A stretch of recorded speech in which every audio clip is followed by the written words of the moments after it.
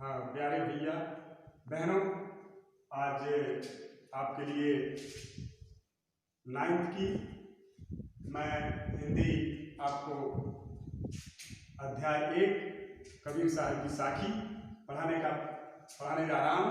सभी लोगों को इसके पहले सभी लोग आप लोग खुश होंगे, प्रसन्न होंगे। सभी लोगों को नमस्कार। का विषय को आगे बढ़ाते हैं। तो आप सभी लोग जानते हैं कि हमारे हिंदी में सबसे पहला पाठ है जो साखी, जो कबीर साहब द्वारा लिखी गई है। और कबीर साहब के सबसे पहले मैं उस जीवनी के बारे में जो आप लोगों को बताना चाहूँगा कि उनका जीवन परिचय कैसा रहा, क्या रहा उनके जीवन, उनका जन्म कब हुआ। तो सबसे पहले हम आपको बताना चाहेंगे कि उनका जन्म 1398 ईस्वी में, जैसा कि ये आप दूसरी लाइन देख रहे हैं, लहरतारा जो इस समय काशी बनारस में स्थित है, और पहले भी था जो लहरतारा नामक स्थान पे उनका जन्म हुआ था। अब जन्म के बारे में कुछ लोगों की अनेक भ्रांतियां हैं, लेकिन जो हम लोगों ने किताबों से पढ़ा है, जो देख रहे हैं, उसमें ये है कि एक विधवा ब्राह्मणी के गर्भ से इनका जन्म हुआ था।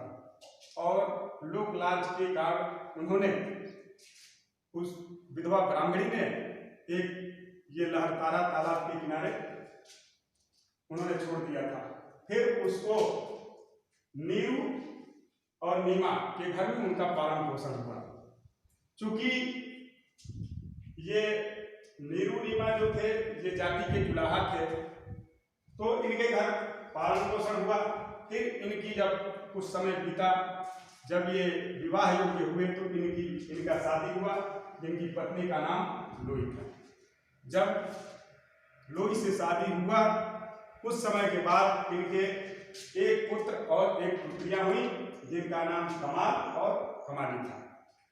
आगे मैं बताऊं, हर आदमी अपने जीविकोपार्जन के लिए कुछ न कुछ काम करता है।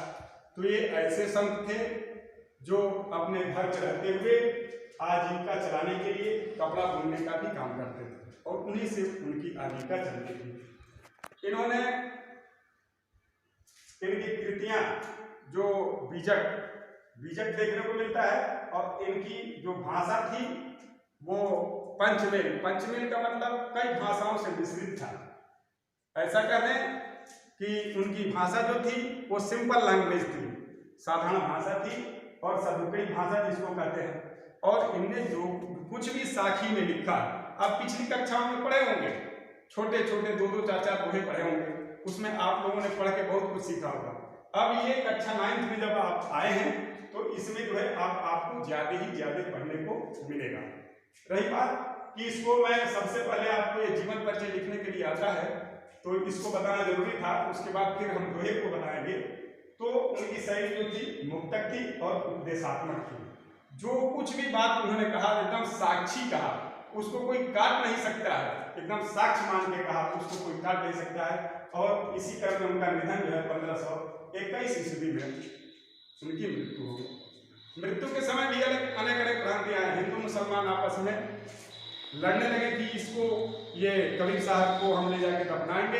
हिंदू धर्म के लोगों ने कहा कि इनको ले जाकर के हम गंगा में विसर्जन करेंगे, जलाएंगे। तो मृत्यु के समय भी तमाम तरह की भ्रांतियां हैं।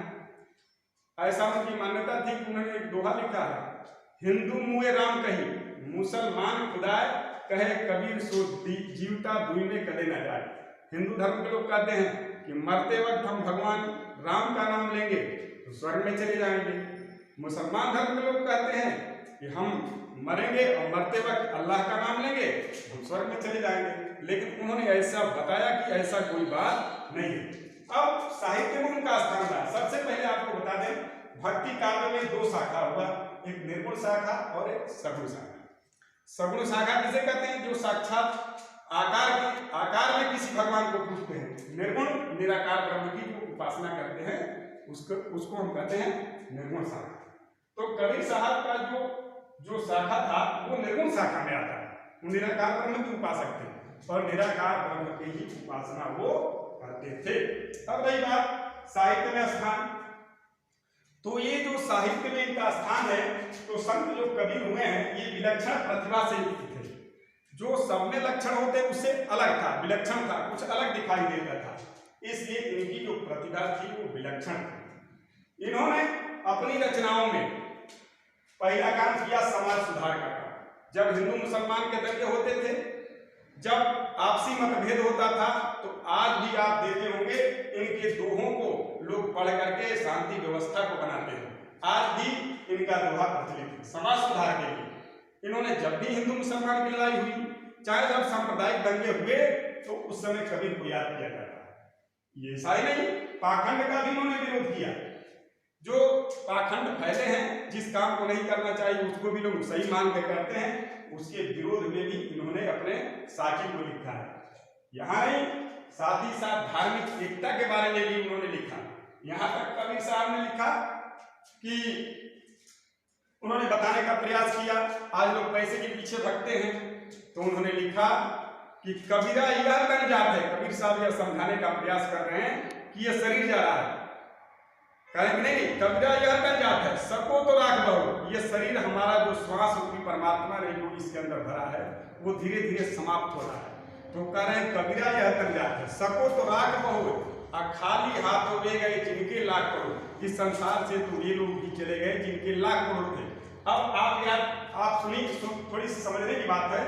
1398 में करोड़ रुपया का कोई घोटाला उन्होंने किसी ने नहीं सुना होगा, लेकिन उस समय उन्होंने लिख दिया था कि जिनके लाख करोड़, खाली हाथ हो गए जिनके लाख करोड़। उन्होंने पाखंड का भी विरोध किया, धार्मिक एकता का भी स्थापना के लिए लिखा, और साथ ही साथ समाज में सद्भावना पर भी उन्होंने बल दिया।